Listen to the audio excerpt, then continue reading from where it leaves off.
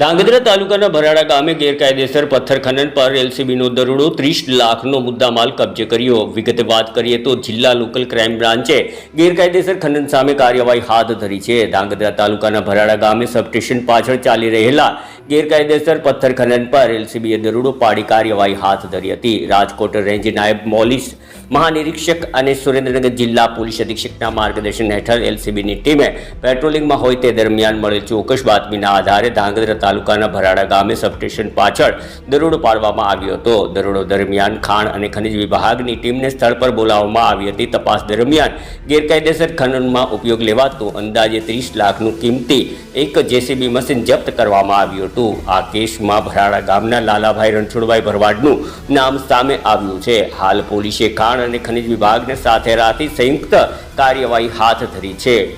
Bureau report Dinesh ગામવા સાથે ઋતુલ કુમાર ધામેચા, ધ્રાંગધ્રા।